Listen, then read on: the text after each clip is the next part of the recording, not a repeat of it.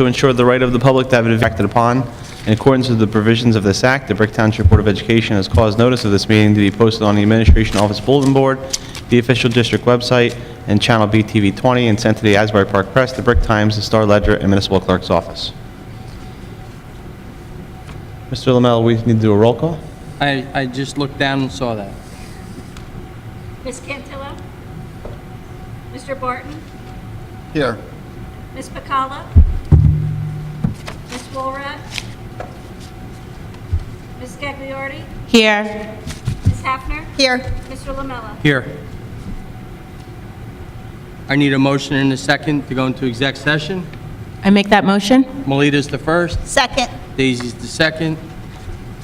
Whereas the Brick Township Board of Education has been formed pursuant to the applicable New Jersey statutes, and whereas the board is charged with the responsibility of performing all acts and doing all things consistent with the law and the rules of the State Board of Education, necessary for the lawful and proper conduct, equipment, and maintenance of the public schools and public school property of the Brick Township School District, and whereas Section 7 of the Open Publics Meeting Act permits the exclusion of the public from a meeting of the board in certain circumstances, and whereas the board has determined the circumstances exist for such an executive session, and whereas the board has found the action described below to be necessary and proper, now therefore be it resolved by the board on October 12, 2017, that the public shall be excluded from the discussion of and action on the executive session herein set forth.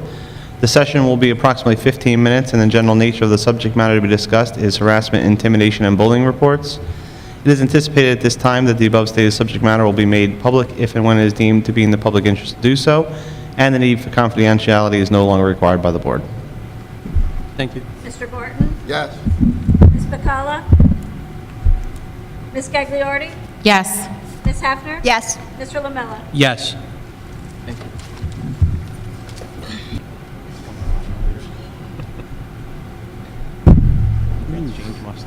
That was like, I'm gonna box of Joe at these meetings. Hey, John, when I do the thing, I was running out the door, I'm like, I need to go call. Yeah. Joe's like, want me to make a cup of tea? I'm like, no, I gotta. if I could have everyone's attention, I'd like to come back to public session. I need a motion and a second. Motion. Second. All right, Daisy's the first, John's the second.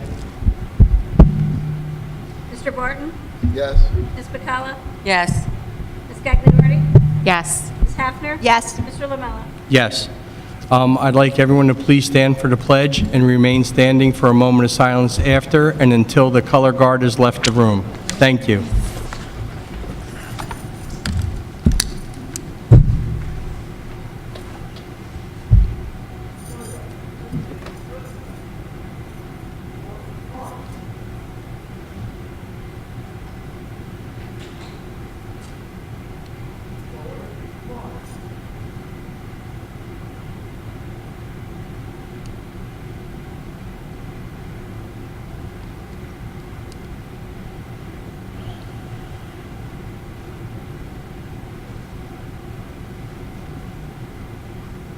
Senator, please.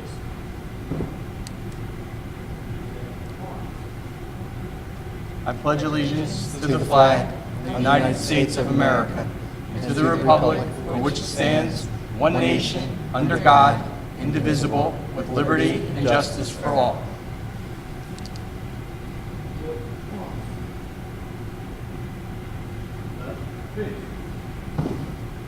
Forward, march.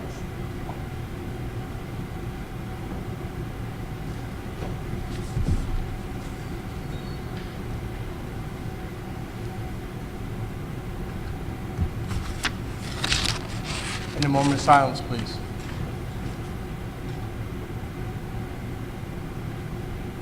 Thank you.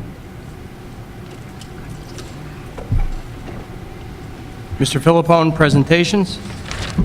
Yes. Thank you, Mr. Lamella. I would like to begin by having the high school representative from Brick Township, Christian Brando, come up and tell us a little bit about what's happening at BTHS. Hi, so my name is Christian Brando, and I'm the Vice President of Affairs for the Brick Township National Honor Society. So piggybacking off of last month, to start off, the Brick Memorial and Brick Township clubs, they're going to come together for the Making Strides of Point Pleasant Cancer Walk. And it's going to be a big day for all of us, and we're coming together to all march together, and we're creating teams with one another. So we're really hoping that goes well. BTHS also had some athletes from multiple sports attend the grand opening of the new Quick Check in town. They welcomed all the customers in, and Quick Check was appreciating that. And in the past week, we had the Week of Respect, and we had activities such as public service announcements, Peace Out sidewalk chalk, rock painting, and wearing yellow. The Italian NHS hosted a cultural event that included performances from La Città de Trippier and La Teglia visiting here from Italy. So it was a really cool time during 4th block where we got to expand our knowledge on our cultures. And next week will be the SGA Spirit Week, and our activities are grade level competitions for America Monday, Team Jersey Tuesday, Throw Your Support for Pink, and grade level color competition, and Green and White Spirit Day. Red Ribbon Week Assembly, the BMX and positive decision making and drug and alcohol prevention will be happening. And also, yesterday, our field hockey has a winning record and has actually earned a short conference won a short conference tournament game against Middletown North on Saturday. This is the first short conference invite they earned in 13 years. Also, our Key Club will be assisting with the upcoming Eek Fest, and they're extremely thankful for that because we're going to be a big help with that, so we're hoping that goes extremely well. And in the past weekend, our ROTC, we had 26 cadets in total, half from Brick Township, half from Memorial, marching the Columbus Day Parade, and they held a big flag and helped with banners, and it was a great presentation. And we're all excited for homecoming, which will be next week, and we are expecting a great turnout for that, and also we are ready to host the PSATs on the 14th, and our Halloween costume contest on the 31st, and that's all. Thank you, Christian. There is not a representative from Brick Memorial because they are having their homecoming dance tonight, and most of the seniors are participating in that event. We do have some presentations. I'd ask Mr. Lamella to come up with me.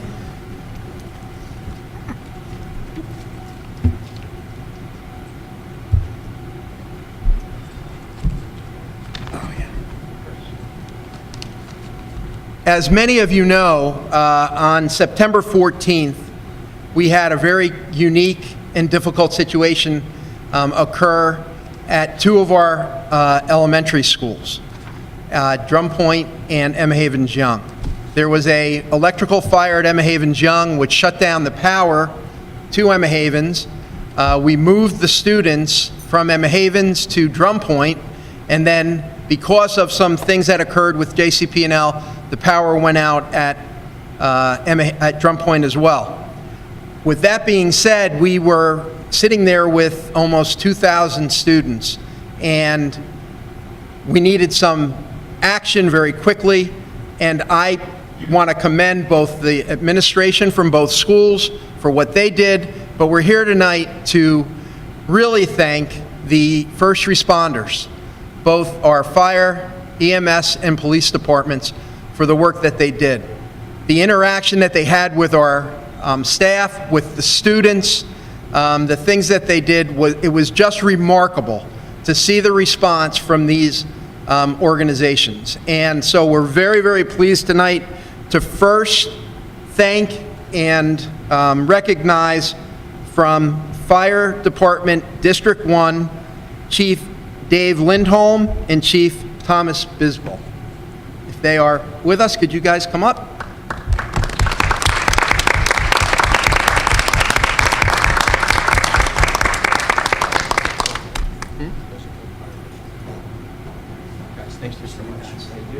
Thank you so much. I know that. I know. Listen, Mr. Avatier, you've been at this for many, many years, and we thank you. Thank you for Mr. Avatier had students that went to Brick Township High School, and he just told me he has been a volunteer with the fire department for 45 years. So that's the kind of folks we have in Brick. And thank you guys for making it. The relationship between a school district and the police department is a very, very special and important one. It goes far beyond the normal everyday workings of the district or the department. And when you have, in the short time that I've been the superintendent, but I know Mr. Gialinella felt the same way, that when you have a chief of police that is invested not only in the community, but in the school district and the students of the school district, that partnership becomes a very, very important and an easy one to manage. So I'm going to ask Chief Riccio to come up for two reasons. And Chief, if you could come up. Number one is for the same reason that I just spoke about. The response of the police on that day made the situation one that was manageable, one that ran very smoothly, and I will tell you that every single thing that we needed as a school district, from the police department and the fire department's end, we got. There were, Chief Riccio called people off of shifts to come in and help with traffic safety. He offered us the PAL building, which is the Police Athletic League building, which is where we housed the students who didn't have anybody at home during the middle of the day to pick them up. So all of those gestures we thank him for, but I'm here to thank him for something even more important. As you all know, there is a serious opiate epidemic in our community and our county. And there are many communities that are not becoming involved in the process of trying to fight that epidemic. There is a very well-respected, proven program at Manchester that was developed between the school district and the police department. Chief Riccio went out and had 6 or 7 of our patrolmen trained in that program, and he has basically lent them to our school district, and they will be touching every junior and senior at both high schools and administering, I believe it's a 3-day program. It already started at Brick Memorial. I think it starts, Mr. Kleisler, on Monday here at Brick High School. And I know that our students are going to benefit from that, and without the cooperation of Chief Riccio and him getting out in front of it, I didn't ask him to do it. I was a day late and $1 short. I was going to ask him a week after he already decided to do it. He came to me and said, is this something we'd be interested in? I jumped on board, and I think it's going to be a wonderful experience. But that collaboration is what makes the relationship between our school district and the police department so important, and it wouldn't happen without somebody like you, Chief. So we thank you very much. Thank you very much. My pleasure.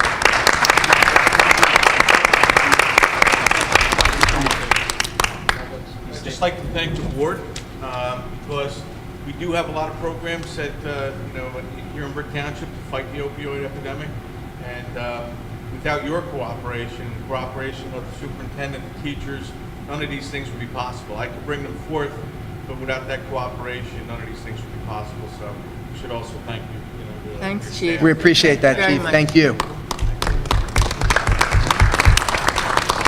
Chief, again, as you sit down, I want you all to take a look at these uniformed officers and first responders in front of us. We thank you not only for what happened that day, but for what you do every day. Thank you for your service. Thank you for your commitment to this community and putting your lives on the line. Thank you, gentlemen and ladies.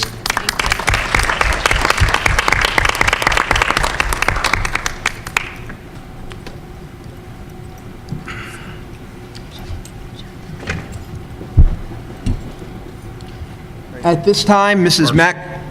McNamara will give a presentation on our park scores.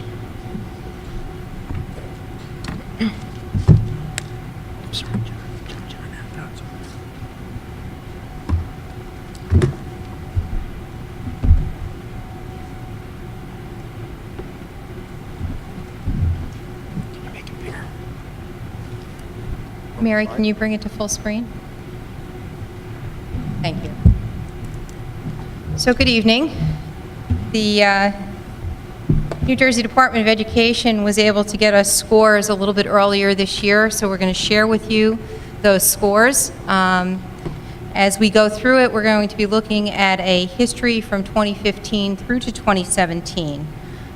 Good evening, my name is Susan McNamara. I'm the Director of Curriculum and Instruction for the Brick Township Public Schools. The Partnership for Assessment of Readiness for College and Career, which is PARC, is given in the fall and in the spring at our high schools, and it's given in the spring in our grades 3 through 8. That's a little bit difficult to read, but those are the high school graduation assessment requirements that are currently in place. PARC is part of the high school graduation assessment requirements for the state of New Jersey. Currently, the class of 2018 and 2019 can achieve the assessment requirements by achieving a passing score on PARC, on one of the alternative assessments, or through the portfolio process in English Language Arts and in math. The class of 2020 can do the same thing, achieve a passing score on the PARC, alternative assessments, and the portfolio process in English Language Arts and math, but they must also take all PARC assessments for which they are eligible and receive a valid score. Finally, the class of 2021 will need to take all PARC assessments for which they are eligible and receive a valid score and pass the ELA 10 and the Algebra 1 or through the portfolio process for each of those. The entire high school graduation assessment requirement document can be found on the New Jersey Department of Education website, and this particular presentation will be posted on our district website tomorrow, and there'll be a hot link for that graduation assessment piece.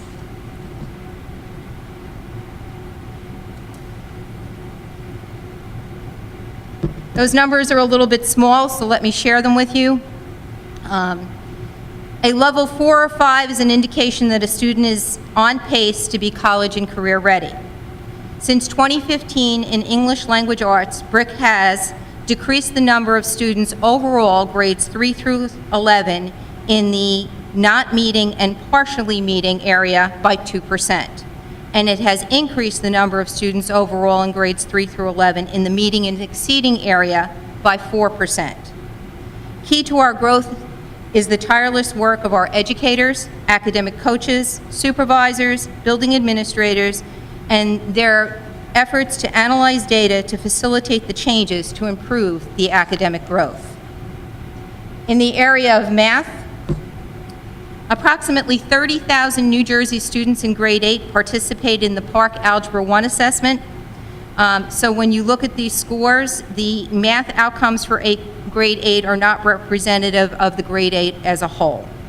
However, since 2015 in math, BRIC has decreased the number of students overall in grades 3 through 11 in the not meeting and partially meeting area by 6%, and we've increased the number of students meeting or exceeding by 6%. And once again, it's through those efforts of all of the people I mentioned before. As you can see from this slide, in grades 3 through 11 in English Language Arts, the BRIC Township School District is fairly consistent with the state of New Jersey. Down arrows demonstrate a decrease in the percentage of students in that area, and up arrows demonstrate an increase in the number of students in that area. It is important to note that grade 11 does not necessarily include all students who took the AP test, because if they take the AP test, they have the ability to not take PARC and just have their AP test score count.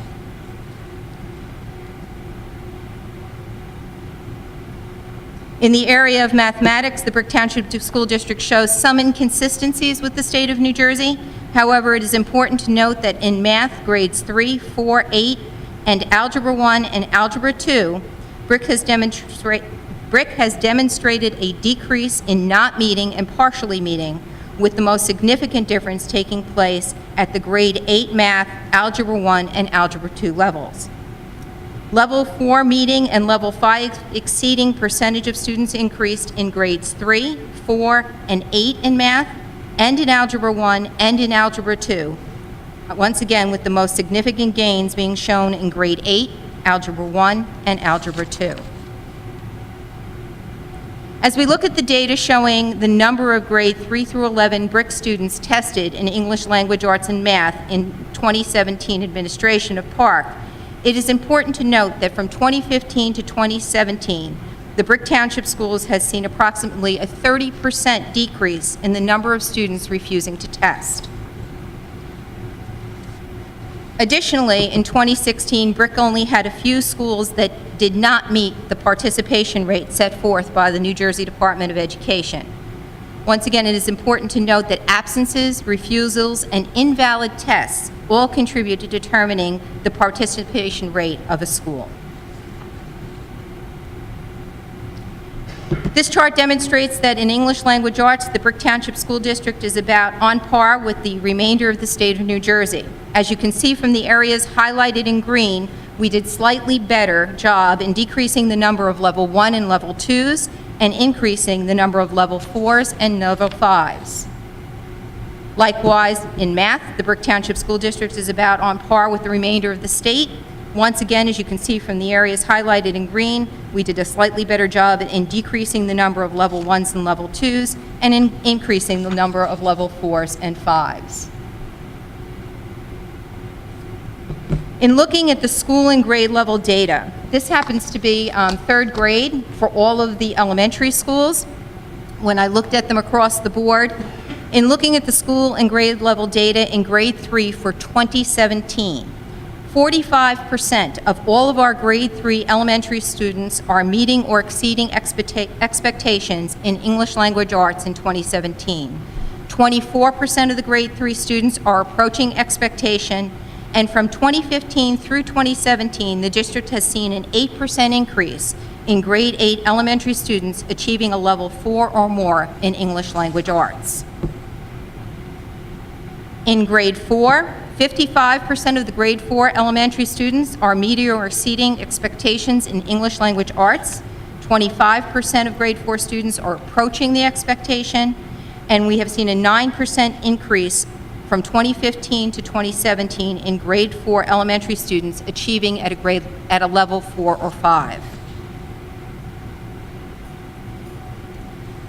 In 5th grade, 55% of our elementary students are meeting or exceeding expectations in English Language Arts. 27% of all of the elementary students in grade 5 are approaching that expectation, and the percentage of students at level 4 or higher has been consistent from 2015 to 2017. In grades 6 through 8, 52% of the grade 6 students, 65% of the grade 7 students, and 70% of the grade 8 students are meeting or exceeding expectations in English Language Arts. 31% of our 6th grade students, 21% of our 7th grade students, and 19% of our 8th grade students are approaching expectations in English Language Arts. This represents an 18% increase from middle school students in grades 6 through 8, achieving a level 4 or more in English Language Arts over the last 3 years.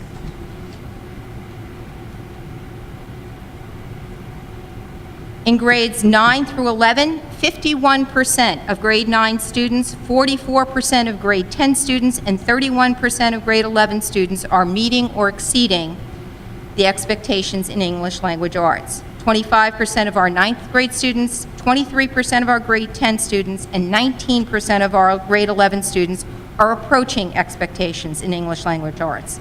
This represents an 18% increase in high school students achieving a level 4 or more in English Language Arts over the last 3 years in grades 3 through 11. In mathematics, grade 3, 52% of all grade 3 elementary students are meeting or exceeding expectations in math. 27% of all grade 3 elementary students are approaching expectations in math. And between 2015 and 2017, we've seen a 12% increase in grade 3 math for students at a level 4 or more. In grade 4, 48% of all grade 4 elementary students are meeting or exceeding the expectation. 31% are approaching expectation. And from 2015 to 2017, there's been an 8% increase in grade 4 elementary students in math achieving a level 4 or more. In grade 5, in 2017, 48% of the grade 5 elementary students are meeting and exceeding, 31 are approaching, and the expectation, 31 of the grade 5 elementary students are approaching expectation, and the percentage of students at a level 4 or more has been consistent from 2015 through 2017 in grade 5. These next statistics are pretty amazing. Algebra 1, middle school and high school, 2017, 95% of our grade 8 students taking Algebra 1 have achieved a level 4 or more in Algebra 1. And 30% of our grade 9 or Algebra 1 students are meeting or exceeding expectations in Algebra 1. 10% of our Grade 8 Algebra 1 students and 35% of our Grade 9 Algebra 1 students are approaching expectation. This represents a 28% increase in Algebra 1 students, both middle school Grade 8 taking Algebra 1 and high school Grade 9 taking Algebra 1, achieving a level 4 or more over the last 3 years.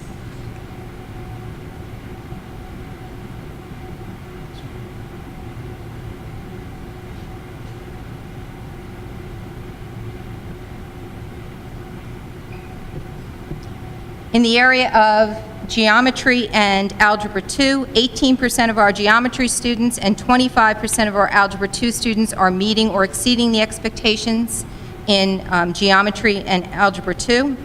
33% of the geometry students and 23% of the Algebra 2 students are approaching expectations. This represents an 8% increase in high school students taking Algebra 2 and geometry, achieving a level 4 or more over the last 3 years.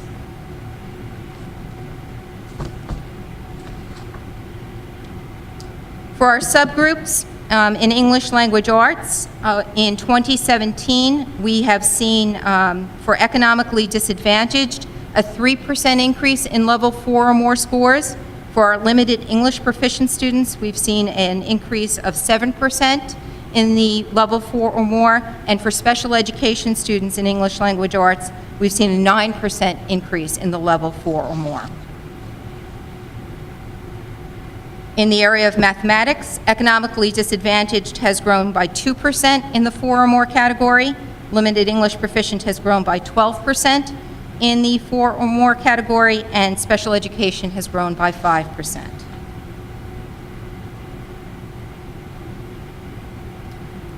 I'd like to take this opportunity to thank the educators, the academic coaches, the supervisors, the building administrators, non-instructional staff, Central Administration, the Board of Education, parents, and community for supporting our students in their educational journey of learning and growing. Learning isn't easy. Embrace struggle and grow. Thank you. Thank you, Mrs. McNamara. And just a note, because in the past, people have questioned the format that we presented these scores in. I want you to know that that is a template from the State Department, and all districts were told that that was the template that was to be used. So we did not create that template. That's the template that was given to us, and the state is now saying this is the way they want those scores reported. So, Mrs. McNamara, thank you for your efforts and your work as well in leading that development and the progress that we've made. Thank you very much. Thank you, Mr. Philippone. It was a team effort, and we have some of our administrators here today who joined in putting this presentation together, so thank you to them as well. Absolutely. Thank you.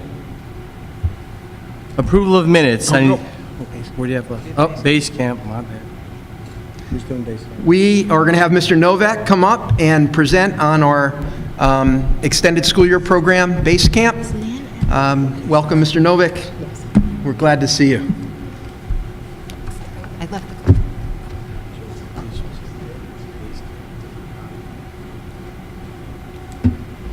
Good evening. On behalf of both of the students and the faculty of Base Camp who worked very hard this summer, I thank you for giving me this opportunity to present to the board and to the public about all the work that they have done. I guess the best place to start is the beginning here. The very first day of Base Camp, each of the teachers had a poster that they put up welcoming the students to Base Camp. Now, Base Camp is, for those of you that are not familiar, is an extended school year program. We go from pre-K to 12. We were able to be hosted this year over here thanks to Mr. Kleisler and his generosity. And so we had all of our students based here from pre-K to 12 in all of the schools that are in Brick. So all of our special education students that were eligible did come to Base Camp here this summer.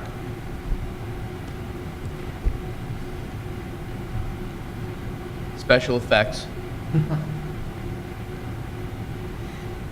So BASE Camp is an acronym. It's for Behavior, Academic, and Social Education. We work with students with all different types of disabilities, including behavioral issues, social skills issues, and of course academics. This year, in the last few years, we've really tried to focus on not only making sure that our students retain what they've learned, but also that we create well-rounded students and students that enter the next year even more ready and even better for the next year and the years ahead. So in this year, what we did with academics, curriculum-wise, all the teachers began to put all of their lessons into SharePoint, which is a cloud-based program, so that they would have lessons that they could apply to all of our students. In terms of social education, each day our students had social skills programs.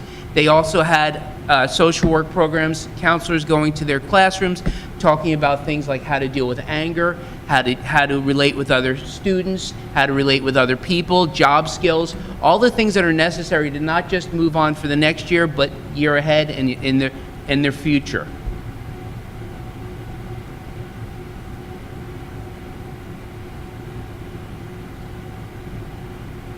One thing we do talk about in academics is we tell our students, we talk about being fair as everybody gets what they need. And we tailor each of the programs to each of our students throughout the summer, both through the programs they have with the teachers as well as specialized reading programs. Additionally, we recognize technology and STEM as being a very vital and important aspect of their career ahead. So we did various STEM lessons. Each student every week had STEM and academic lessons. Here are some of them. Some of the lessons included learning some physics, learning coding, learning the things that they're going to need in their future. As we know the future ahead, we don't know what jobs will be out there, but we know that they're going to be heavily technology and STEM based, and we want to give our students the best opportunity, the best step ahead in order to do that. We also worked on development of life skills. The first picture here, you see students that are practicing for stocking. The other student, actually there is a new Dragon Depot store that is given by a grant from Ocean First. He's actually holding a bottle of pepper jelly. I highly recommend it. What the pepper jelly, the peppers are actually picked from our garden here, and they made the jelly. The other students there, let me see if this laser works. It doesn't. Oh, there it is. They're actually creating jewelry for autism awareness. The jewelry then goes back to the store, and they also use that to create more information on autism awareness. We couldn't do this program without the help of the community. This is the Sambulance program here. The Sambulance program teaches our students about 911, about the importance of emergencies.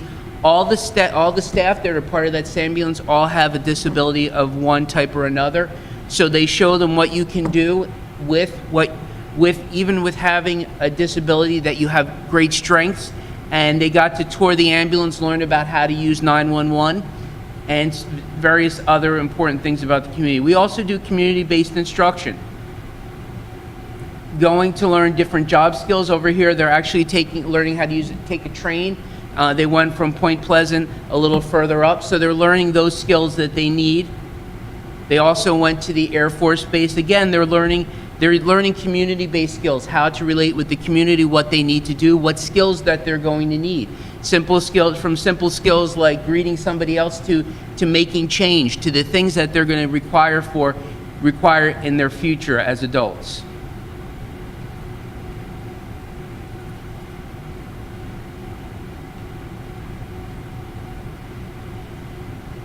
We have music each morning. The counselor as well as the music teacher put together an assembly. The assembly goes over things like social skills, character education. They also have music each day. At the end, they do a Base Camp's Got Talent, which I'll show you in a minute. We're going to go on to that. Let me just get this here. The group school counseling. They learn things like anger management, yoga, how to deal with other people, how to be assertive rather than passive or overly aggressive. The summer program still continues with the structured learning experience. For those of you that are not aware of what the structured learning experience is, students from 18 to 21 begin the journey onto understanding and beginning work skills. These students here are working at Old Navy, and they're actually getting a chance to learn stocking skills, cooking. The students actually at Harrogate learning dishwashing as well as cooking. So they have various skills that they learn throughout the community. This is truly a community-based effort.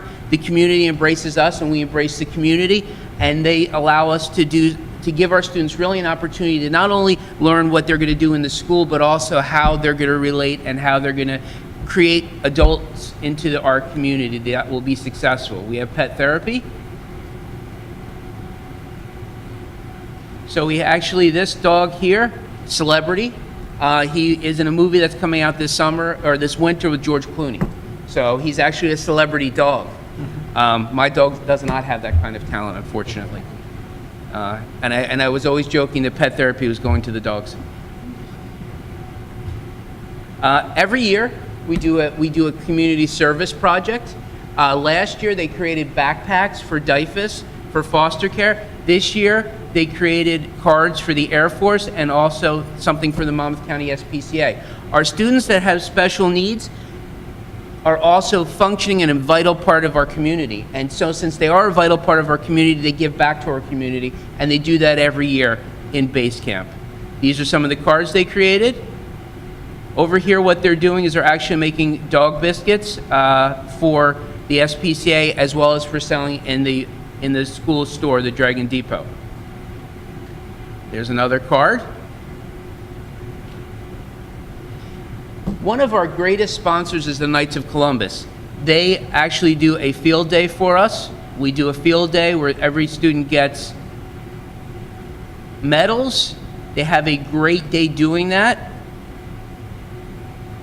And then they get a luncheon after. The last day we have a DJ pizza party. We had pizza, the mayor came, some of the town council came, and we had a great time as an ending to base camp. Base camp is very heavily academic, and we also balance that with the social skills that they need, as well as some of the behavioral things that are necessary for our students as well.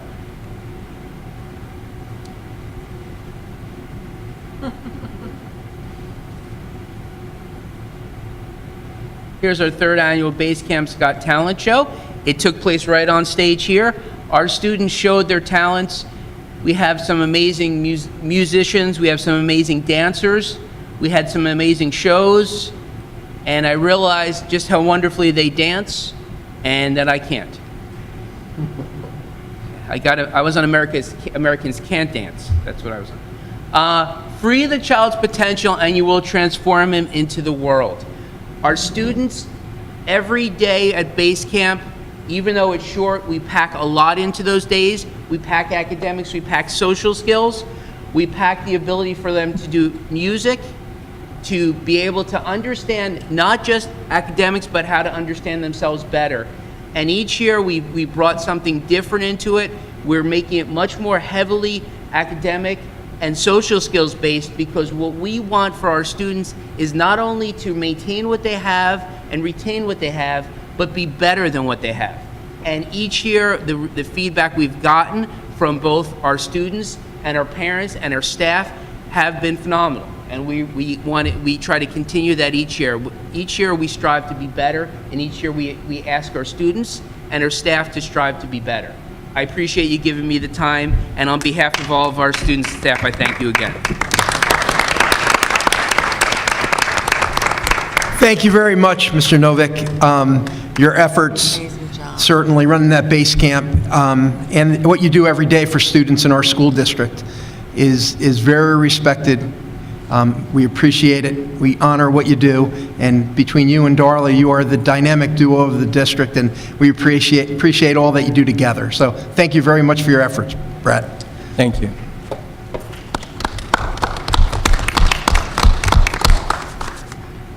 Okay, now, Mary, I need a motion and a second for approval of minutes. I make the motion.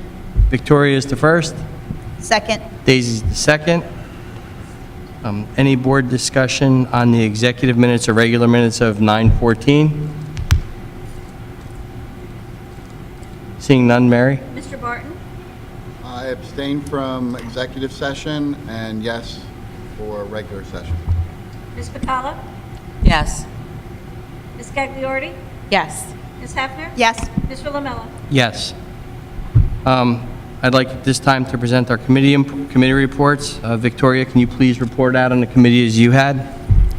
There's, everything was standard with HR this month, but I'm really proud to report that our Curriculum Instruction Committee met, and we had a presentation from Ms. Amanda Beatty and also Nan Evans, who's an academic coach in the district. And she's just an exceptional teacher, an exceptional coach. And she's been contacted to pilot a research study with a program called Zoombini. And it's interactive, it's technology-based.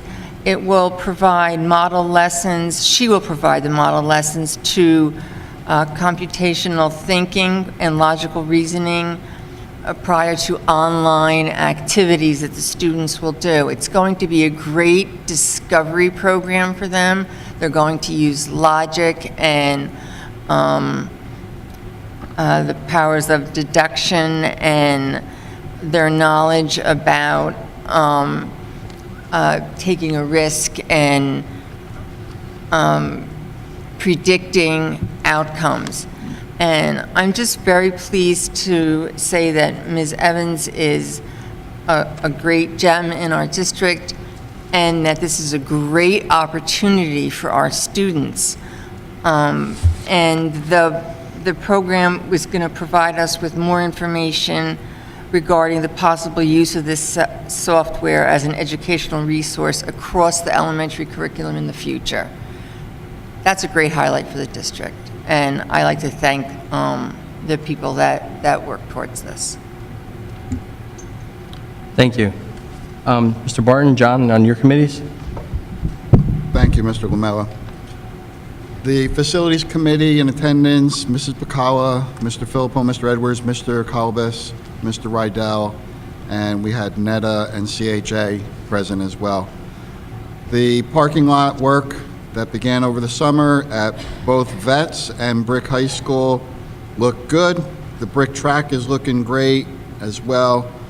And we have the work over at Warren Wolf School. All the materials were in, and the project should be beginning soon. The fire at Emma Havens Young School involves also the solar panel company as well as the electric company. So we're waiting to find out where the repair is going to come from. The conduit where the fire began looks pretty melted up, but everything is working except for the solar panels. The rest of the solar panels in the district are doing fine, so we're working on getting that done. And I'd like to thank the people that get out in the schools. We're finding a few issues here and there that we're still investigating and looking if there's repairs that need to be made for any of those findings that we're having. So whoever is out in the schools, and I'm sure that myself and the other facility committee members will be going out into the schools in the near future to take a look at things. And that's all I have for now. Thank you. Thank you. Jim, can you please give us a brief overview of the Finance Committee meeting? Yes, give me 1 second to pull up the... Oh, thanks, Mary. We discussed the revised medical rates that are on this evening's agenda, which will lower the rates, which lowers contributions that employees will need to make for the 17-18 school year. We discussed the 17-18 state aid appeal. We're still very hopeful that we'll be receiving back our state aid reduction. Talked about the fact that the auditor has begun work for the 16-17 school audit. Talked about the issues that we need to take care of with the Lake River Middle School skate rink. Talked about a few collection matters. Talked about the Osborneville HVAC return to surplus of $7,866. Had a guest with us, Mr. Reed, joined the meeting, and we talked about our self-insured workman's compensation program and where it has gone since the inception of it in 2014-15. And that was the extent of the meeting. Thank you. Mr. Philippone, the acting superintendent's report. Thank you, Mr. Lamella. I'd like to begin by once again thanking our police and first responders, not only for what they did for us on September 12th, but for what they do 365 days a year for the community. You are truly treasures to our township. Today, I was honored to be with Assemblyman David Wolf to award a teacher in our district, Mr. Gary Paxton, from Lake River Middle School, with the very prestigious 10th Legislative District Teacher of the Year Award. Gary received this award for his work with our STEM students and his work on our Green Schools initiative. He is an example of all that is good in our profession, and we will be honoring him at a future board meeting. And finally, we had a wonderful professional day on Monday, October 9th, highlighted by the outstanding keynote address by Mr. Daniel Duddy, a graduate of Brick Township High School. His talk centered around tolerance, acceptance, and diversity, and the important role we all have in educating the whole child. To piggyback on that, we are not satisfied in any way, shape, or form with our park scores at this point. But we are very, very happy, and we profess that we are embracing a growth mindset throughout the district. And the one thing I can tell you is that through the efforts of our principals, our coaches, our teachers, Mrs. McNamara, and our students, we are making progress. And it is positive progress, and we're proud of that. So I want to thank all those folks for that, and thank you, Mr. Lamella. Thank you.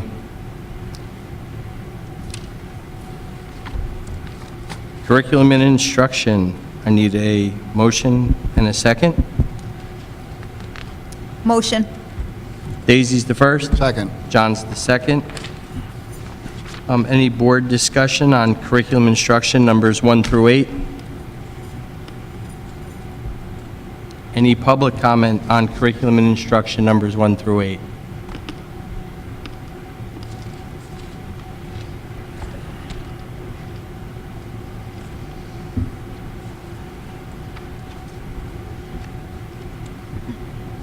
Karen Cusinelli, 113 Duchess Lane. I'm sorry, I don't have the number in front of me, but could you tell me what the revision is to the social studies program that's on there, at number 5, please? Thank you. Mrs. McNamara, could you respond to Sue, that? please. The social studies curriculum was updated to the New Jersey Student Learning Standards 2014.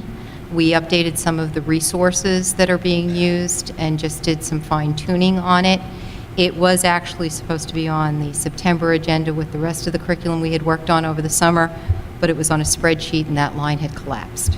Are there new textbooks or a new program with that? No, there's not a new textbook. We redid the resources to align to the standards so that teachers have online resources and other resources to utilize. Okay, thank you. Thank you. Thank you. Seeing no one else, Mary? Mr. Barton? Yes. Ms. Pacala? Yes. Ms. Gagliardi? Yes. Ms. Hefner? Yes. Mr. Lamella? Yes.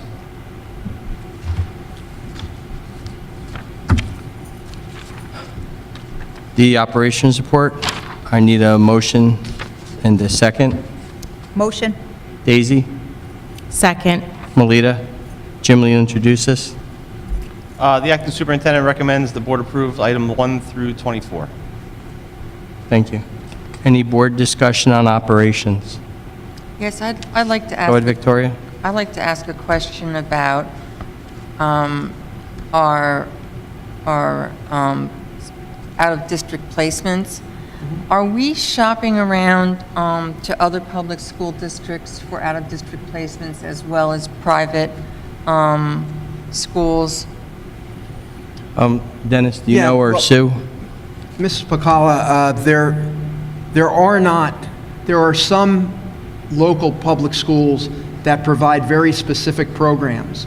For instance, Toms River has a program that deals with mildly hearing impaired students that we could not handle. And we do have students that go to that program. But for the more specific handicaps, most of those programs are out of district. So we would always be open to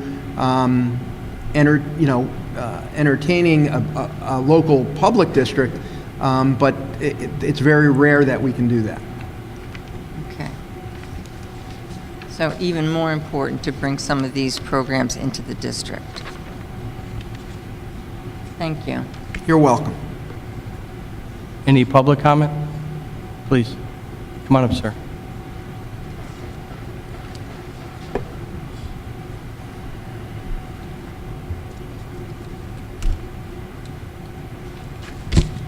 Vic Finelli, Meadow Point Drive. Before I start, I'd just like to remind you, when you look at each other and talking, we can't hear you. You really, I know it's a natural thing to do, but you don't speak into the microphone, so you really need to look at the microphone when you're responding to each other. It would help us, thank you. Especially Thank you, Mr. Finelli. Thank you. Number 13. I just had a couple of questions about what this is, all right? It says it's the revised medical rates. Rates for what? Is this what employees contribute, or what do these numbers represent? Jim, can you give an explanation? Yes, these numbers represent the medical rates that the actuary has developed that the employees then pay contributions off of. This is what the employees contribute to their own medical?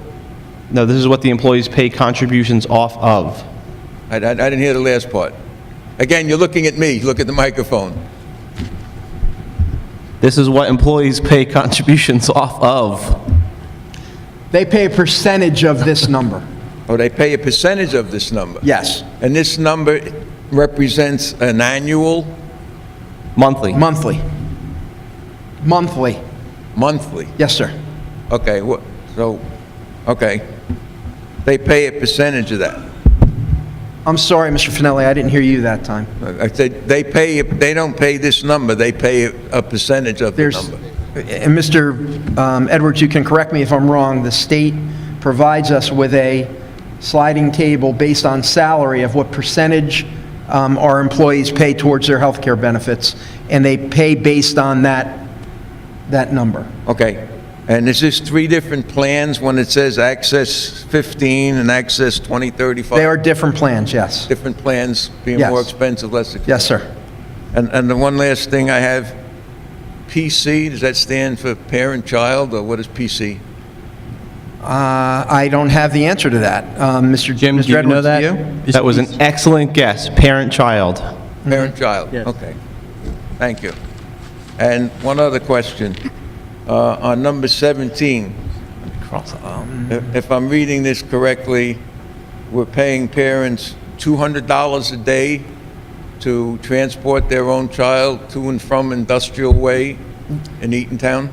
We are doing that, Mr. Finelli, and that particular, I don't have the exact number, but that contract with that parent it's a very handicapped child who needed some very specific equipment on the bus that we would have had to provide in order to transport that child. And this contract is actually saving the district a significant amount of money by having the parent do the transporting. We couldn't even come close to providing the transportation to this facility for $200 a day. Wouldn't even been close. Could I ask you how you came up with this number? That was the number that we negotiated with that parent, and she deemed as acceptable. So this is for the equipment that they have? That they No, she's actually driving her Yeah. son to school every day, Okay. up in North Jersey. All right, I just looked at this number and said, that's $1,000 a week. And And I looked at, I know where Industrial Way is in Eatontown, right off of Route 18. And if you, we had estimates, because we're responsible for providing the transportation. We had estimates from several different vendors that were all significantly higher than the $200 a day number. quite a number. Pardon me? I bet half the population in the state of New Jersey doesn't make this much money a year, because it comes out to $1,000 a week for about 4 hours a day work. Again, this is a severely handicapped student that needs the transportation, and it's a substantial savings to the district.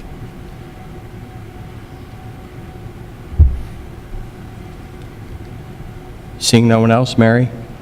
Mr. Barton? Yes. Ms. Bacala? Yes. Ms. Gagliardi? Yes. Ms. Hafner? Yes. Mr. Lamella? Yes. Mr. Philip, want to introduce HR? Sorry, Mr. Lamella. Page 7. My apologies, Mr. Lamella. The acting superintendent recommends that the board approve items 1 through 26, I believe. 27. 9. 1 through 29, I apologize. I need a motion and a second for Human Resources. I make that motion. Victoria's the first. Second. Daisy's the second. Any board discussion on Human Resources? Any public comment on Human Resources? Seeing none, Mary? Mr. Barton? Yes. Ms. Bacala? Yes. Ms. Gagliardi? Yes. Ms. Hafner? Yes. Mr. Lamella? Yes. Mr. Lamella? Yes. I don't normally do this, but Patricia Leschek, who's the buyer in my office, is, you've just approved her retirement, which she submitted for on March 1st, 2018. She's a very dedicated employee of this district. For the folks who work in the district and have to get purchase orders through the business office, they all dread the phone call from Mrs. Leschek. So we're going to miss her, and I wish her well in retirement. But we certainly will miss her and her presence, and it's going to be hard finding someone to fill her shoes. Thank you. I appreciate the interruption to pay respect to somebody who's done such a good job. Thank you. Mr. Lamella, with your Yes, sir. permission, Please. we have with us tonight one of our new hires, Kylene Loretta, who is right here. She is going to be our new learning disabilities consultant in the district, and we're very happy to have you on board as well. Thank you. Dennis, the policies? Yes. The acting superintendent recommends the board approve the following policies on first and second reading. Thank you. I need a motion and a second for policies. Motion. Melita's the first. Second. Daisy's the second. Is there any board comment on policy? Yes, I have a question about number 2, to approve and adopt on second reading policies 3542.1 and 3542.46. Which one first, Mrs. Bacala? The wellness and nutrition? Yes. Okay.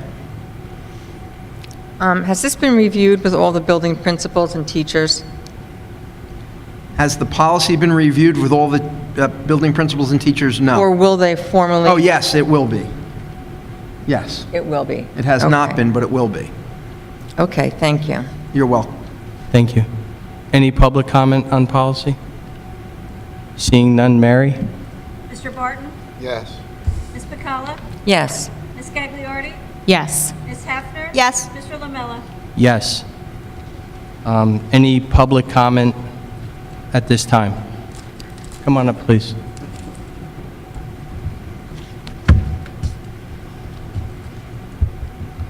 Hi, Rachel Papon, 32 View Drive. Good evening. I'm here to address you tonight about Regulation Number 2431.1, which is the regulation for participation of homeschooled students in the public school. My 15-year-old daughter is a homeschooler and had planned to swim for the Brick Dragons this coming season. She had spinal fusion on August 30th of last year, and her doctors say swimming is the best thing she can do. We approached the school guidance counselor and the athletic director's secretary in the summer, and we were told it was not a problem. She just needed to turn her physical and her transcript into the school prior to the start date for winter swim. Everything was submitted on Monday, August 9th, and then I received a call from Margaret stating my daughter was denied yesterday morning. She was unable to give me any reason why and said she would forward my information to Mr. Philippone. After speaking with several different people, I learned that at the November 2016 meeting, the 2000 series policies were revised. No one was alerted to the fact that regulation number 2431.1 was omitted in the revision. No one at Brick High School nor Brick Memorial knew that this policy had been silenced. I am here tonight with another homeschooling family, and their son is currently on the football team at Brick Memorial. We are here to respectfully ask why this policy was omitted and how we can resolve this situation. Lastly, Brick Township has always been a groundbreaking town in regards to homeschooled students. Many other educational facilities have followed your lead, and we are grateful for the proactiveness of the district. Please reconsider revising this policy so homeschoolers can continue to participate in the sports program. Ms. Tabon, I thank you for coming, and I appreciate your comments. As I spoke, when I spoke to you today, as I told you, because of the, first of all, I don't have an excuse for why that policy still was being followed by the two building principals. It should not have been. And that's an error that we have to, you own up to your mistakes. We need to own up to that one. What I told you today is that I will go to the policy committee between now and November 2nd, our next board meeting, have a conversation in reference to this topic, as well as talk to our attorney. As you know, there are very few districts that allow homeschool students to participate in athletics. And anything that you could provide me with, I would appreciate it. You have my email address. If I know that homeschool parents generally have a very strong network, and if there's anything out there that you can provide me with that you think would help me in the process, certainly I'll take that into consideration. And we'll have a discussion about it, and we'll have an answer for you by November 2nd, which would still allow your daughter to meet the date for swimming if, in fact, we decided to go in that direction. But, and as far as the young man at Brick Memorial, I talked to Mr. Charluca today and obviously asked that we allow him to complete his season. I think it would be unfair to remove him in mid-year. So we're going to let him finish, I believe it's the football season. So we will consider this between now and November 2nd. And that's the reason why I wasn't able to give you a more concise answer when I spoke to you on the phone. Okay, one of our biggest questions is, you've had this policy in effect for 6 years. How many homeschoolers have you had on the teams? Have you had any issues with them? Why was it taken off? I can't speak for what or why the board took the policy off in 2015. I was the principal at the high school at that time. But certainly, I'm sure they had some reasoning behind that. Whatever it was, we're a bunch of new faces, and we'll put a new thought process on it, and we'll do our homework, and I will include you in that process as we get closer to making a decision. Thank you. You're very welcome. Thank you. Thank you. Sir, please.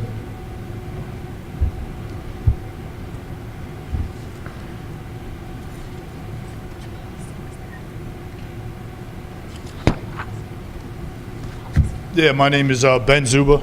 I live at 2081 Dunbeck. In light of what she spoke, my son is David Zuba, who is affected by this policy. For 6 years, my sons have partaken in sports in Brick Township. Currently, freshman football player. Last year, my son was a senior at Brick Memorial, homeschool athlete, who now had a full athletic, academic scholarship to Monmouth, full ride. He no longer is here, but he was playing when this policy, I think you said before 2015 This is 2016 that the policy was changed, no? I You will, mentioned 2015. I thought it was 2015. No, it was 2000. Well, that would be even longer that my son would have been playing. At that same time, my other son was wrestling for Veterans Memorial Middle School.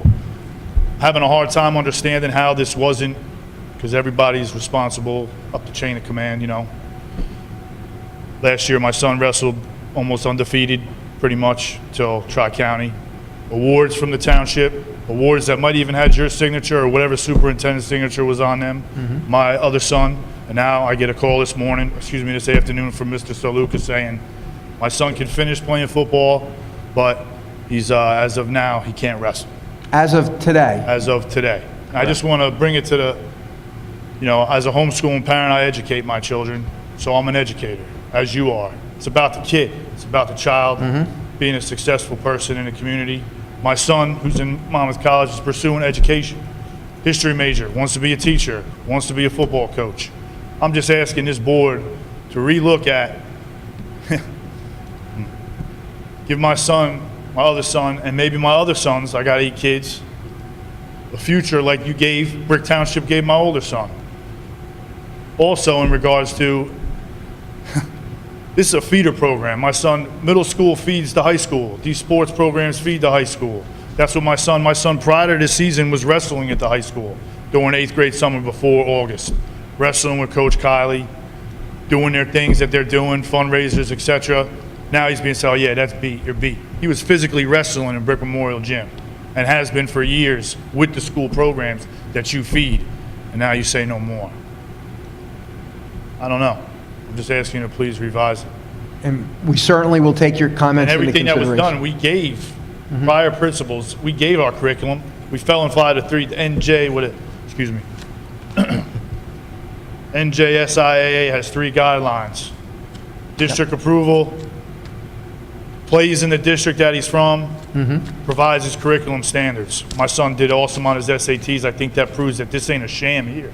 This ain't a sham. I don't believe it's on. No one is, listen, I have great Or respect for online. parents who homeschool their children. No, it's not I fair because I'm through brick schools myself.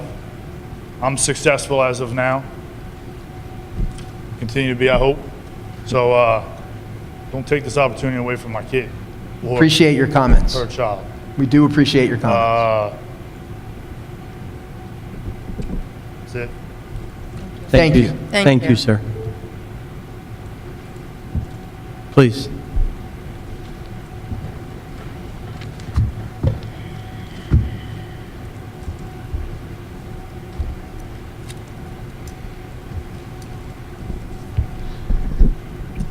As expected, I have some questions about Park. My first question is, why don't we have a question and answer session after the presentation? Mr. Finelli, it's something I haven't given thought to, Mr. Filippone.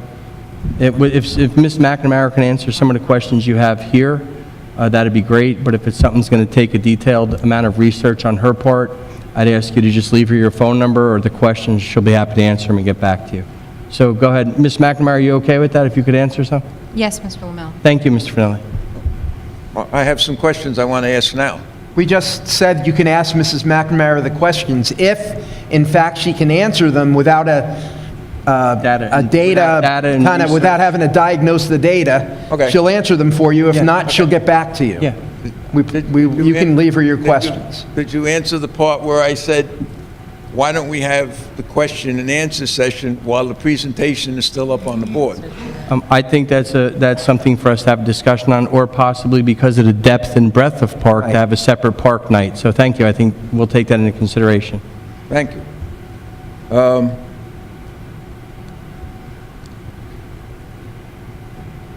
You made a comment that some people question the format from last year. Since I was the only one that had any questions, I'll guess you're addressing that to me. Okay? You can If you surmise remember- that if you like. If you remember last year, which was actually this year. Now, I too noticed and was quite surprised that they got the information like in October instead of March. You got last year's information in March. But the questions with the format had more to do with the fact that you did the presentation before you actually had the results. You did the presentation in February, and you had the results in March. So I don't think I questioned the format that you presented it, other than the fact that you presented it before you had the information. If I offended you in any way, I apologize. You didn't offend me. You didn't offend me. I'm just clearing up what happened this year versus last year. Thank you. So, Right? Yeah. Now, the question about the format, just one other thing. Is that If you true? go on the website right Is that- now is to that look at the true? last I'd like to know if that's true, if we got the presentation before we had the results. No, Mrs. Pacala and Mr. Finelli, the data is released to the district prior to it being released to the public as a whole. And we are provided with that documentation both through reports that come through Pearson as well as data that comes from the State Department. The subject supervisors, the data teams at each of our schools, along with a number of other people working with me as a team, were able to analyze that data and produce the presentation that we did in February. Those numbers, as I said during that presentation, were preliminary numbers. It was preliminary data analysis of the park data, but we felt strong that we should be moving in the right direction and acting upon that data and putting in an actionable plan at each of the levels. Clearly, from the growth we've shown in each of the areas of elementary, middle, and high, that was the right journey to take. do you have your questions regarding this year's data, Mr. Finelli? The format that you presented tonight, Yes, sir. and you mentioned that that's the way it was given to you. Is that the way you get the information? No, it's not. No. That's How the do you format that get- they asked us to report the information on. How do you get your information? Do you have to go on the website like I did today? The State Department puts out certain information, and then we also receive information through Pearson, through reports that we can get published specific to BRIC. We Okay. get the state Has information any one from the of you state website. actually gone on the New York State Department of Education website and tried to get the information that you're presenting tonight? Has From the- anybody actually looked at that website? From the New Jersey Department of Education? Yeah. Yes, I have. And what did you think of it?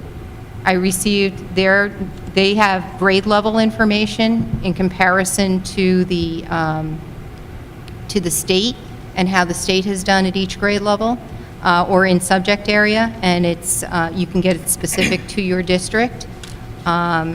So we look at that data, and then, as I said, we look at the more formalized reports that we can print from Pearson. Okay. I went on it today. Let me tell you right up front, I got a brand-new computer, right? I got rid of my compact with the little screen, and it was this thick, and I got a new HP iCore 7, and I went to fiber optics, so I went from DSL to 940, so I got a rocket ship now, all right? And I try to get some of that information out there, out of that, and it's a nightmare to get it. So when you tell people, it's on the website to go get it, the format that they use is you have to go on this one, then you have to go on that one. Then they have each grade listed, right? For every grade, 3 through 11, and it's math, 3 through 11, and you have to go to the site, then you have to go all the way down to your county, then you have to go all the way down to your school for each one of those things. I realize that. So with my rocket ship, it takes me twice as long as it did with my antique car to get the information that I dug out today. Right? So it's when you tell people to do that, the old way that they put the information was much better. No, what I think what we said is that the presentation that Mrs. McNamara gave tonight will be on our website. Okay. So that's a much easier format to look And at. that'll be on there after the presentation, after tonight, after I talk. So look forward to some discussion next meeting, because then I can look at it. I didn't have it to look at tonight, all right, which is one of the problems that we have. So you answered that question. I'm glad to hear that you said you're not happy with the results, even though you're making improvement. My other question is, does the Brick School District still support Park? Are you still in favor of Park, or are you one of those school district that says Park's got to go? I don't think Mrs. McNamara or I are Park is the standardized Right, we're- assessment required by the New Jersey Department of Education. As a school district that is compliant with New Jersey Department of Education rules, we will continue to administer the Park test. That's a very, very good answer, but Yep. you didn't answer my question. Does the school district still support it? Do they still think it's a We are worthwhile thing? compliant with the New Jersey Or would Department you of be clapping if they Education. got rid of it? And we're proud of the growth we've made with Correct. those scores. Maybe you'd like to answer the question. No, I would not. wanna We are mandated by the State Department of Education to administer the park examinations, and as a school district, we support that and will continue to do that until we're told differently. Your lack of answer is the answer to my question.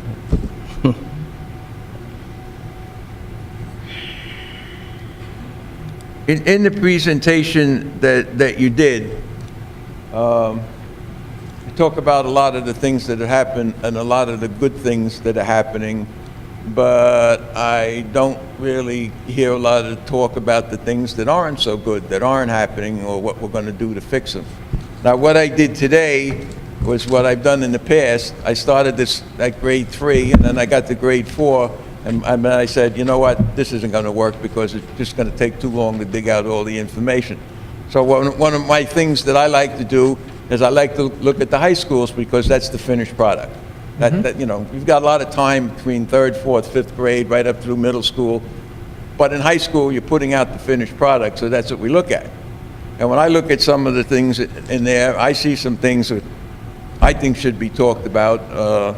I know we talked about Algebra 1 and Algebra 2, but I don't know if we talked about geometry, which was like, the state is at 30%, and one of the schools is at 10.5 at level 4 and 5. And in each one of the math categories, Algebra 1, Algebra 2, or geometry, you have one of the 2 high schools that has nobody, 0, in the exceeds category. Not one person out of either one of the schools. Each category, there's one of the 2 schools that got 0. So I don't hear any talking about those types of things. We kind of do an upbeat thing, but we don't give out all of the information. I will look to see if All of that information is in Mrs. McNamara's presentation. Okay? And one last thing. The last time we were here, we had quite a bit of discussion about the structure of the meeting and what the New Jersey School Board Association tells you should be doing and not be doing, and yada, yada, yada. So I got on my magic computer and I did some research, okay? And I went to the Open Public Meetings Act and read everything I could find on the Open Public Meeting Act. And then I went to the New Jersey School Board Association and read everything I could find on them. Anywhere I could go, I went. And basically what I found is that the Open Public Meeting Act is covered by the legislative rules of New Jersey. The School Board Association is not. Right? And they have no control over how open public meetings are conducted or whatnot. So they can really tell you anything they want to tell you, but don't mean a damn thing because they're not the ones that governs the rules for Open Public Meeting Act. Now, you told me several meetings ago you had some information to the contrary, which I never got. So I won't even ask for it anymore, all right? Okay. This is an open public meeting, and I'm going to read you a couple of paragraphs from something that was in the Asbury Park Press last week. I did this at the town council meeting Tuesday, and nobody read the Asbury Park Press. So I told them my son was right. I must be the only one in the world that still reads a newspaper. Then some of them reminded me that they all got a price increase and they canceled their prescription this year, or this week. What they forgot to do is negotiate, though, because you can get a better price. There's an article which was their opinion, their view, all right? And it had to do with, the subject is Oprah update long overdue, but it actually talks about the Open Public Meetings Act and the Open Public Records Act. And the thing with the Open Public Records Act, which I've never had a problem with, but now they've made rulings on all the electronic data, which is now supposed to be available to the public. So that's the part there. What they talked about was the Open Public Meetings Act and what's going on in society and in the townships and the school districts. So I'd like to read you a very little bit of it, all right? Local officials are predictably resistant. They've been trotting out standard objections about costs, inconvenience, and restraints on open discussion. Familiar fallback positions. Municipalities have been passing resolutions to the effect, instead of striving to be open as it can be, government instead wants only to be open as it must be. Now I'm skipping another paragraph. There's an important stage for public input on an issue, since open meetings of the full body may include little more than a vote without discussion. Okay? I looked at that and I said, I guess they're writing about brick. Because my experience has been this past year that every time we try to get into open discussion, you try to squash the open discussion. Every time you give out information, your discussions are all in executive meetings, which they are trying to pass a rule now that anything in there can be open. Anything in an executive meeting can be open because I'm waiting till when you're finished, just let me know. All right? When you're finished, let me know, because I don't want to Okay. comment or interrupt you. So you should be giving out as much information as you can. At least in the town council meetings, when they go to the agenda, which is probably 1/5 the size of yours, they read through each item and they give you a brief explanation of what it is, all right? They used to do that here, but they don't do it anymore. Now you do is you put up item 1 through 25 and you recommend that you vote on that. Little or no discussion. In fact, there wouldn't be any discussion tonight if I wasn't here, okay? But you've said things about, the school board association said this, and you don't want to get into open discussion, you don't want to get into hassles, call me in the office and we'll discuss it. That's not the way it should be. A public meeting should be a public meeting, and you should be willing to give out as much information as you can give out. If you have a question for the board on information that we are by law allowed to give you, if you give us that question, the expectation can't be that we're going to be able to answer it here on the spot tonight. You have to give us an opportunity to answer those questions. And as far as your comment, and on the fact that we don't allow a lot of public comment, that is so far off the mark compared to other boards of education. Okay, most boards have a comment period on agenda items at the beginning of the meeting and then a comment period at the end of the meeting. We allow comment at the end of each section. So we are far more open in reference to public comment than most boards of education in the state of New Jersey. So when school boards is talking to us, they're talking about school board meetings, not and they're not saying don't have public comment. They say that we have a right to limit public comment because, if I'm not mistaken, not that we're timing you, but you're at about over 10 minutes now. There are other people that might want to comment, okay? And the bottom line is we don't restrict public comment.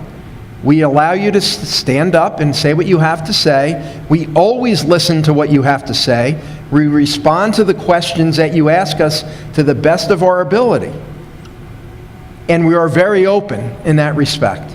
Now, if you wanted us to go over every agenda item on that agenda, we could put cots outside and we would be here all night, and you know that. So we put the agenda out several days before the meeting so that the public has a chance to look at the agenda and develop those questions prior to the meeting. I am not at all, and I don't think that the board needs to be in any way, shape, or form worried about their transparency or their ability to hear or listen to the public. I think we do a wonderful job with that. We may not answer your questions the way you would like us to, right when you ask them, but we allow you a platform to speak, and I think that that's a good thing. A couple of things I want to respond to. First, I have never chastised anybody on this board. I didn't say you did. No, never chastised anybody on this board for saying, we don't have that information tonight, but we'll get it to you. I've never chastised anybody. I would much prefer you said, I don't know that, and I'll get it to you. I do chastise people when they say they're going to get it to you, and they don't. All right? And that's been more the case than not the case. Second of all, you continuously use the word comment, and I continuously use the word discussion. Now, I don't know if you watch your own videos or whatnot, but you people do not like to get into a discussion. Granted, you'll let people come up here and make their comments, right? But when it comes down to having a discussion, a dialogue, you're not so happy about that. It's a and in public, the past, it is a public comment period. That's what it's called. It's not called public discussion. It's a public comment. It's your time to come up and comment. You can call it whatever you want. That's what it is. You can call it whatever you want, all right? And I just read to you about people don't want to have a discussion. Do you think I come up to these meetings? Well, I would spend the time to come here if all I would do was allowed to say something and you wouldn't respond to it? If we couldn't have a dialogue back and forth like we're doing right now? We do have this. That's what this is all about. That's why there's nobody here. Look around. Look at this. This is a disgrace. There's nobody here. And half the time the comment, if there's a discussion or comment thing, it's myself, Mr. Reed, Mr. Cusinelli, Mr. Scott. Nobody else. Look around. Empty. Nobody here. And what you do is what I said you do. You have the major discussion at your meeting, then you come out here, and then you say, we recommend you vote on this. And you don't like discussion, and in the past several months, you brought up the school board tells you not to do this, and you brought up that's not the way they do it in Jackson. Those were your very words. I never said that's not the way to do it in Jackson. Well, maybe you didn't say it, but maybe the gentleman sitting next to you did, because we had that discussion when I said, you know, we do our recruiting in Jackson, and then we bring all of their ideas with us. You, by the way, you did say, Mr. Finelli, that's not the way they do it in Jackson. Mr. You said Finelli, that. no, I'm not going to answer that. What I would like, for the benefit of everybody who's here, would like to know what the, what your question is, what the end game in this discussion is, so that we can further it along and maybe move it along a little bit. My want is that we have more open discussion. We're not late tonight. You're not here for 6 hours tonight. I only bring up things that I have questions on. There's nobody in the audience that brings up anything. I mean, but when it's time for discussion, have the discussion and don't get upset about it. Have a back and forth dialogue. Let people. I think I began. How people feel about things because Mr. you Finelli, this is the vote on it when last you're done. comment I'll make, because I think I began this discussion with saying that if in fact we can answer your question, we'll answer it. If we can't answer your question, and I know that, and I'm the offender, I told you I would get you something, I didn't do it, I apologize for it profusely, and I will do my best not to have that happen again. But if you have a question we can answer, we'll answer it. If you have a question we can't answer, then we'll get back to you. But there needs to be a purpose to the discussion, and I don't see that right now. I said my piece, and I thank you for listening. Thank I you. just want to remind you that what I'm saying is the norm. I'm not singling out you either, by the way. I know. Because look how many times Mrs. Cusinelli came in here, and all she got was apologies for not getting the information that was promised to her, meeting after meeting after meeting. It's not just you. And it happens to the very few people that show up here. Very few people show up and talk about anything. I mean, that park is your report card. That's your report card. That's the measure of how well you're doing. That's a discussion that I would have with you in person, but I don't believe that that's true. I think a district is more than park scores, far more than that. Your report card. I mean, I don't agree. I try to get an answer from you at a park, and I'll say one more thing, and then I'll leave, right? I don't know whether park is a good thing or not. I'm not an educator. I do know what I see, and what I see is for the last 3 years, they have the results down for the state, right? And they have everything from 3rd grade. This was the one easy thing to see. Everything from 3rd grade to 11th grade in LA, and everything from the 3rd grade to the 8th grade, and then Algebra 1, Algebra 2, and Algebra, for the math section, right? Out of all of those categories, in the last 3 years, how many of those categories do you think the state has improved, and how many of those categories they have not improved? Anybody like to take a guess? No. Not aware. No. And nobody knows but me. I'm a little shocked, all right? I can give you that information, Mr. Well, I have it right here, so I'll save you the trouble, right? Only one category has not improved in the last 3 years, and that is language arts in the 11th grade, That's correct. right? And that's the same for And our... I often wonder, like, what happens when they Can you get... let Ms. McNamara finish? You just said what happened, and she's trying to answer. Can she please give you an answer? Go ahead, Ms. McNamara. Thank you, Mr. Lamella. As I stated in my presentation, BRIC was consistent with the state of New Jersey in all of those areas in demonstrating a reduction in level 1 and level 2 and an increase in level 4 and 5, with the exception of grade 11.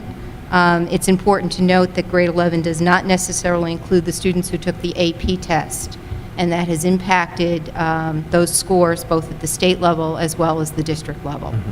So you do not have your top students participating in PARC because they can opt out of it because they take an AP test instead. Okay. I don't disagree with any of that. I'm just saying, if you look at 3 years' worth of performance, the state has improved in every one of those categories. If I look at the individual schools, though, that's not the case. And in individual schools, there's some big disparities, and I don't know all the reasons for it, and I don't want to get into it, but when you look at one school and that grade, they got a 69, and you look at another school and that grade, they got a 27, certainly there is some things that I'm sure you're not happy with. Yes. Thank you. And how many Yankee fans do we have on board? Got one here, I know that. I will look at it, when are you going to put this up on the website? It'll be posted first thing in the morning, Mr. Finelli. Thank you.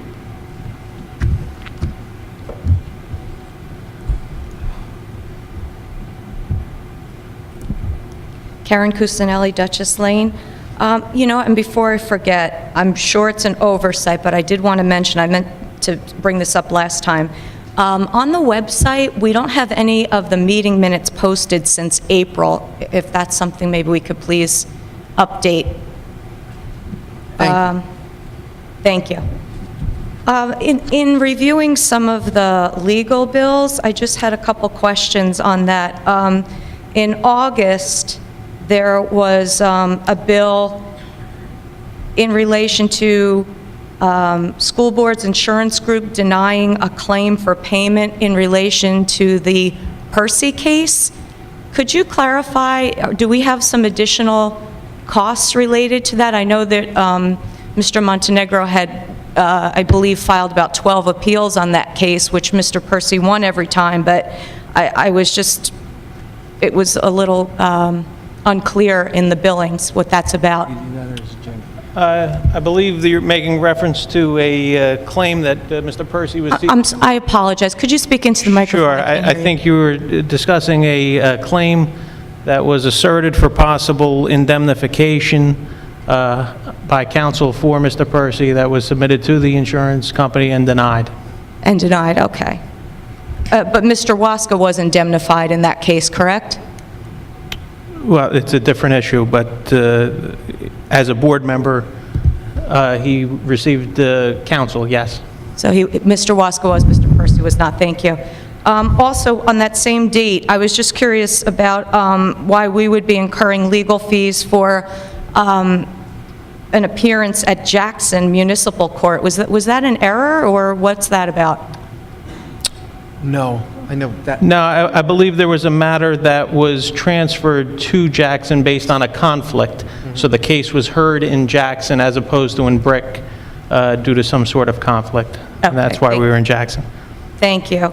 And I won't go into too much detail now, but I'm hoping, Mr. Philippone, maybe I can have a meeting with you, because I don't know if you're familiar with the John R. Elliott Hero Campaign for designated drivers, but that's something that I really think would be beneficial in our district, and I would love to speak with you about that and put you in touch with the founder of that organization. Yeah, I think you know that I all know. those areas have been very, very important and special to me, and anything we can do to help with those issues, certainly I would be more than happy to listen. It's a great program, and if you could make the time to meet with me about that, I would really appreciate it. Just give me a call at the office or send me an email. Okay, thank you. I promise you we'll meet I think as our quickly students as would really possible. benefit Yeah. from this. I agree. Okay, thank you. You're welcome.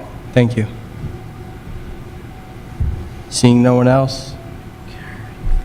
Mr. Barton, any comment tonight? Yes. I'd like to comment, the Dragon Store I noticed was up and running, and last year I attended a state special education awareness week program, and they had showcased programs throughout the state, and it was actually a competition. And I believe that the Dragon Store would do very well if they looked into entering that sort of I guess it's a contest. But it was a great day throughout the state, and the Commissioner of Education was present, as well as the kids performing skits and all of the work that these children have been doing. So something that I would like to just make everyone aware of. Also, I guess I'm skipping around from the notes that I took. The park presentation is a formality. Thank you, Mrs. McNamara, for going through that. I know that it's law that has to be presented. And, you know, nobody mentioned that the park is the report card. But all of the data that's collected in similar fashions, these children that are not learning to take a test. The children are learning every day, and we're recording what they're doing, and we're looking for progress, and we're looking for students who are falling behind in making that progress so that we can direct our education specifically to that group of children that don't meet the progress that we feel that they are capable of meeting. And the district's improved with the data team greatly over the past couple of years. And I mean, the amount of work that Mrs. McNamara has put into, because that data collection is in every single school for every single child, and it goes a long way.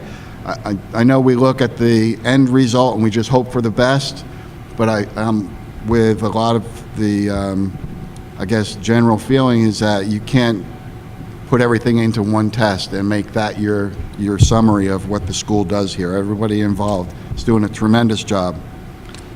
This past week, Mrs.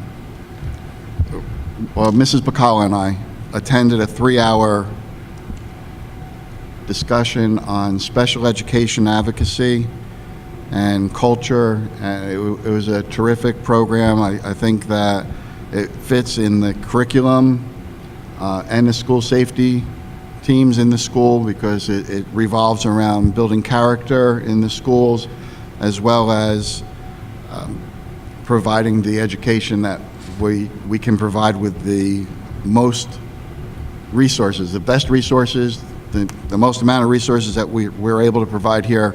And we do realize that some children have such horrendous needs that they can't be housed in school here, and it's kind of sad to think about that, but they're at the best place for them, and that's what we heard, was that you have that culture where you're learning what these children are, and everybody in the school, from the teacher to the paraprofessional to the parent to the administrators, all look for those children to be a part of the community.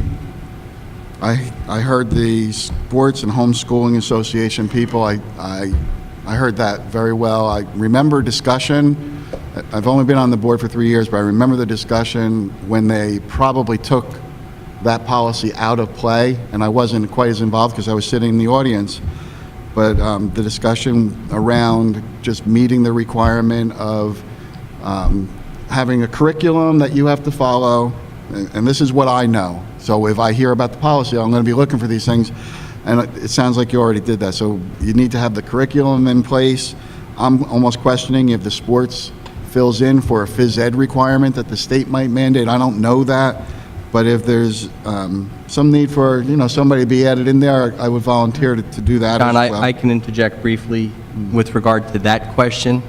Option 2 is what the phys ed, I was involved in athletics, so option 2 meets that requirement as well as several other areas. So yes, that would meet the phys ed requirement.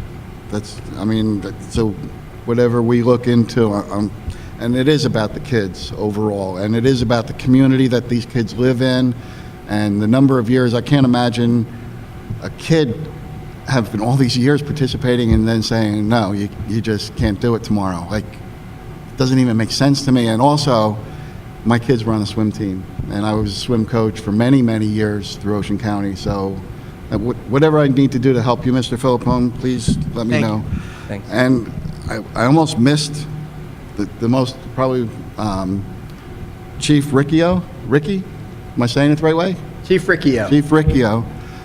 Stand-up act coming in tonight like that and offering the services of the Township Police Department, because I am a teacher. Unfortunately, I'm privileged or privy to that information, and I know Manchester has some terrific programs on school safety, and this program coming out of Manchester. So again, I was going to offer my services to you. If there's anything that I can do to help in those regards, I think it's needed.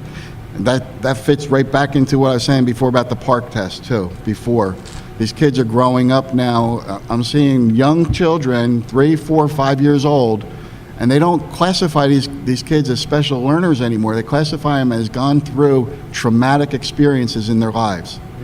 And that's just what is associated with being raised by people who are addicted to drugs and alcohol. So it's a good thing, Mr. Philippone. I highly commend you for taking charge on that and leading the way. I think we're one of the first. Thank you. Thank you. Victoria? I attended that Ocean County School Board's meeting with Mr. Barton yesterday, and it was wonderful to hear the perspective across the county and other counties about special education law and what our obligations are, and how we're constantly in transition to meet those requirements and laws. And I'm very confident in our program as it's going to move forward from now. I'd also like to personally thank the 2 parents that came out tonight. You have 8 kids that you homeschool. My brother homeschooled 10, so there. It's not a contest. Not a contest. And I appreciate that you came out to advocate for your child tonight, your children tonight. I appreciate that you're not nobody. That your parents who have a concern for the welfare and the well-roundedness of the education of your child, and whatever I can do to help support that, I would like to do. I'm looking forward to the convention in Atlantic City, where we will go and be schooled on methodology and best practices on running the district as a board. And I look forward, even though our meeting in November is early on November 2nd, I hope that we can get everything in before that meeting, as far as committee meetings and our regular things, so that we can have a full agenda that night. Thank you. Daisy? Oh, okay. Good evening. I can't believe that we are already halfway through the first marking period. That went by so quickly. This past month, I was able to attend 2 different back-to-school nights and a PTO meeting. It was great to see how many fantastic improvements and progress that have happened and what the goals are for each school. I'm very happy as a parent that Parent Portal is being used at the elementary schools now. I'm also very excited for the events that the schools have planned for this year. Congratulations to our new hires, and thank you and best wishes to our retirees. Thank you. Thank you. Melita. Hi, good evening. I also would like to take this opportunity to thank the parents that came out tonight to speak on behalf of their children that they are homeschooling. Mr. Lamella and I are on the policy committee, and we will definitely look into that for you. So I want to thank you for bringing your concerns to us, and we will look into that. Let's look at my notes. Let me see what else I want to say. Oh, also, I would like to say that our kids are more than test scores. I like to look at our students as individuals and to see the growth that they have within them. That growth might be emotional, it could be mental, it could be just social. Growth for every student is different. So yes, the PARCC scores are like a report card for us, but we are more than that report card. September, our schools were open for back-to-school night. It was a great opportunity for parents to come in, to see the curriculum, to meet the teachers, and to kind of get a glimpse of the curriculum that our kids will be getting this year in the school.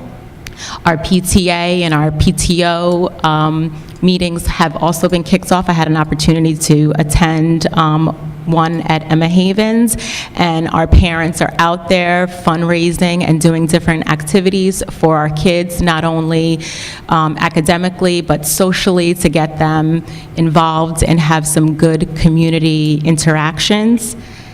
And I just look forward to proceeding and going in a positive direction, and I thank everyone for their hard work. I know that as a board member, we do receive the minutes and the agenda, I should say, on a Friday.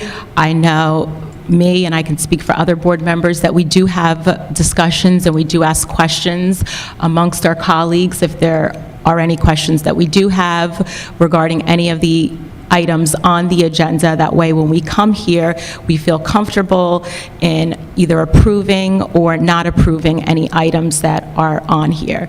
So I thank my fellow board members for their time and effort that they put into reviewing and looking over everything. Good night. Thank you. Thank you for the opportunity to speak at the end of the meeting. With regard to PARCC, I'll answer your question directly, Mr. Finelli. As a parent, as a board member, I'm not a fan of PARCC. It is disruptive. It disrupts the school. Yes, I think we need data. Since its implementation, I've seen parents, I've seen kids with nerves in their stomachs. I see teachers who worry daily about the productivity of their kids. Ms. Gagliardi and Mr. Barton hit the nail on the head. We look at the whole student. That report card, to me, when I come into these schools and I see what these teachers do and how hard these kids work, coming from many different social and economic backgrounds and some of the things they deal with, I'm proud of them. So the last thing I'm looking at, and I need to be clear for me, is a test score. I may even be as old as some, I may be younger than others, but when I went to school, we didn't take a test. If we wanted to go to college, we ended up where we belong, and my pop was a mechanic. There's a gentleman named Howard Gardner who identifies multiple intelligences. And we judge kids nowadays by a test score in language arts, literacy, or math. My father's one of the most amazing mechanics I know. That's an intelligence. I happen to be a fair athlete. That's an intelligence. These kids have so much to offer, and we want to look at, and God bless us for that test score, for that data. Because somebody somewhere sitting in an office who had no concept of education said we need a measure for everyone across the spectrum. And we lost sight of what matters. Dennis, you commented tonight how long you've been teaching. I've been in education over 30 years. John, I don't know. Melita, you're much younger than me. 15. Thank you. My goodness. Do you forget? We got into this for one reason. Mr. Kleisler, I'm sure you'll agree, you're the only one here that can support me, and Ms. Creighton. Children. My God. Let's not lose sight of that. So yeah, I'm okay with every score up there. I'm okay with the progress every kid makes, and the progress they don't. Because when I went to school, we all ended up where we belonged. I ended up as a teacher. My buddy owns his own machine shop. Regrettably, some people died of a drug overdose. People are married, people are divorced. People are lawyers, people are doctors, and the test didn't indicate their potential or what they wanted to do. So, I'm done with my soapbox.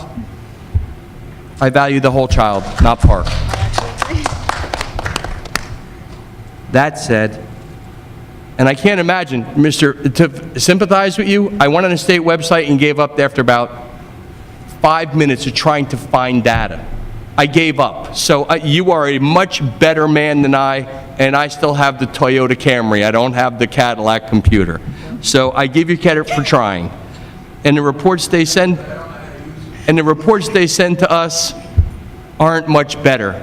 And Ms. McNamara, you can be a coder, or should we ever have an issue with another country, we need numbers to be decoded based on how they send it. I'm long-winded tonight, and I apologize. Our kids come first, not test scores. Our next meeting is November 2nd. Oh, I do apologize. One last thing I wanted to mention. We do have a board committee, and we have put that together to begin our superintendent search as well. So we're working on that diligently to roll out timelines and a procedure and a process. That said, our next board meeting is November 2nd at 7 p.m. right here at Brick Township High School. I'd like to thank you for putting up with me at the end tonight. I want to thank our police and fire, again, our first responders, EMS. And with that, I need a motion and a second to adjourn the meeting. Motion. Second. Who was first? Daisy was first, Melita was second. Mr. Barton? Yes. Ms. Bacala? Oh, yes. Ms. Gagliardi? Yes. Ms. Hafner? Yes. Mr. Lamella? Yes. Comments are always so... Thank you.